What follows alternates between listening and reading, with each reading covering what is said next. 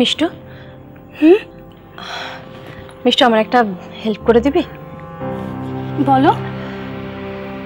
একটা ফোন নম্বর লাগিয়ে দিতে হবে। ঠিক আছে, দাও। কার নম্বর?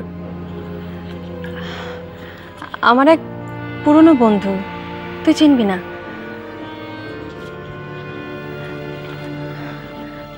আসলে আমার মোবাইল থেকে আমি ওকে ফোন বা SMS কিছু করতে চাইছি না। ওর অফিসে একটা খবর রেখে দিলেই ও ঠিক আমাকে ফোন করে নেবে।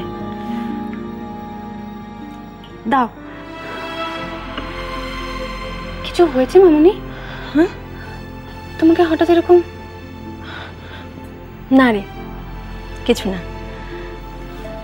অ্যাকচুয়ালি তাহলে অনেক কথা বলতে হয়, দরকার হলে তোকে পরে বলবো। না না, কিছু বলতে হবে না তোমায়, কিছু না। আসলে তোমাকে একটু আনসেটেল দেখাচ্ছিল তাই।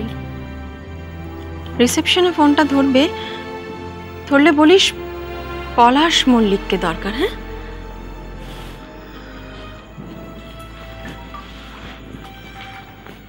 ও ও কিন্তু মালিক বলে। ঠিক আছে, কি মেসেজ দেবো বলো? সেটাই তো মুশকিল, ওটাই তো বুঝতে পারছি না। আসলে আমি আমার নামটা বলতে চাই না।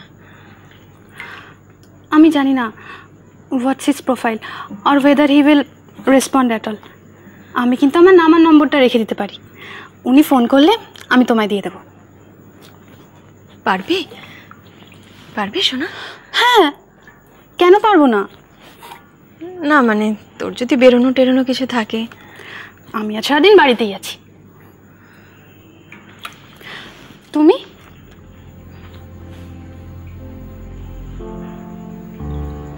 আমার আজ সারাদিন এই ফোনটার জন্য ওয়েট করা ছাড়া কোনো উপায় নেই।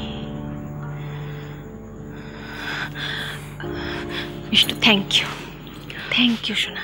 মামুনি, কেন থ্যাংক ইউ বলছো?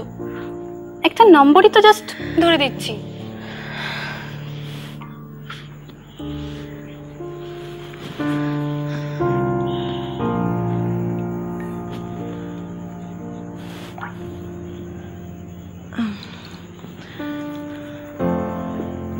মিষ্টু, মিষ্টু, এই কথাটা কিন্তু কেউ জানবে না, তাই তো? কেউ জানবে না। তুমি একটা কাজ করে দাও না প্লিজ। হ্যাঁ বল না। কোন মিষ্টি কোন বাড়িতে যাবে তুমি একটু সর্ট আউট করে দাও। ওই মিষ্টিগুলো আবার আমাকেই পাঠাতে হবে, আমি ততক্ষণ ফুলগুলো ফেলি। আচ্ছা ঠিক আছে, আমি দিচ্ছি। দীপ নিবে গেছে মম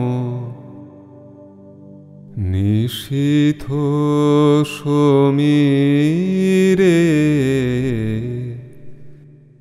দীপ নিবে গেছে মম ধীরে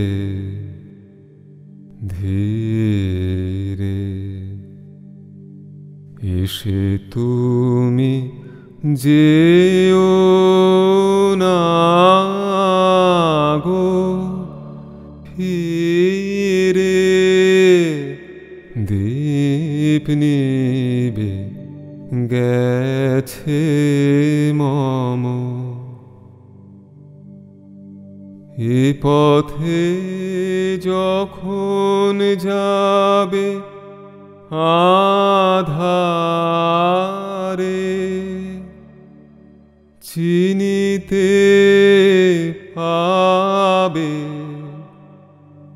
এ পথে যখন যাবে আধারে,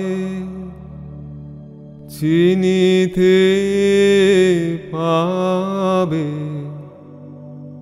রজনী গন্ধার গন্ধ,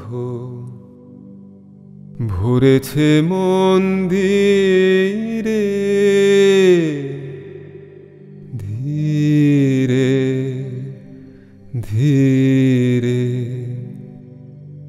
এসে তুমি যেও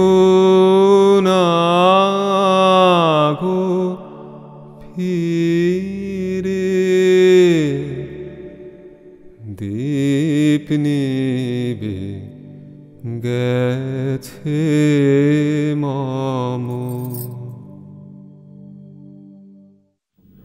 কখন এলি? আয়। শোকের দিন তো কাল কেটে গেছে ঠাকুরদা, এখনো এমন অন্ধকারের গান গাইছো কেন তুমি? আমার বয়সে আর আলোর গান মনে পড়ে না দিদি। আলোর গান গাইবার বয়সটা এখন তোদের।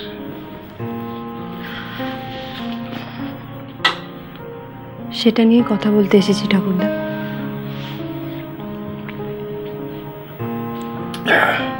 হ্যাঁ বল।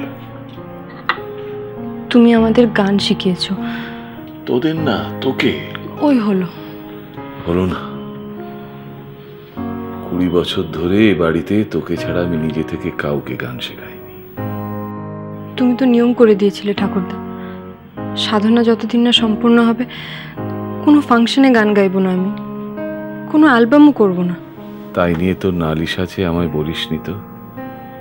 নালিশ নয় ঠাকুরদা, নালিশ করতে হলে অনেকদিন আগেই করতাম। আমি তো কোনোদিন এটা নিয়ে কোনো প্রশ্নও করিনি, তুমি বলেই মেনে নিয়েছি। তাহলে আজ তোর প্রশ্নটা কি নিয়ে? আমি সেটাই জানতে চাইছি ঠাকুরদা, কেন, কি ভেবে বারণ করেছিলে তুমি আমায়? যশের প্রলোভন বড় ভয়ঙ্কর দিদি। সে নিজেও অশান্ত, অন্তরের সাধনাকে বারবার তোলপাড় করে, নিবিষ্ট হতে দেয় না। শুধু কি যশের প্রলোভনই চঞ্চল করে মনকে, নতুন জীবনের স্বপ্ন করে না? মানে? মা বললো তুমি আমার বিয়ে ঠিক করেছো। হ্যাঁ করেছি। কেন করেছো ঠাকুরদা? আমার মনে হলো তোর আস্তে আস্তে সংসারে প্রবেশ করা উচিত। আমার মনে হয় না। আসলে কি জানিস দিদি, আমার যা বয়স, শরীর আস্তে আস্তে ভাঙছে। এরপর হয়তো সত্যি ট্রেন ছেড়ে দেবে, তখন বাক্স প্যাটরা ফেলে উঠে পড়তে হবে। তখন তোকে বোঝানোর মতো সুযোগ অব্দি আমার থাকবে না।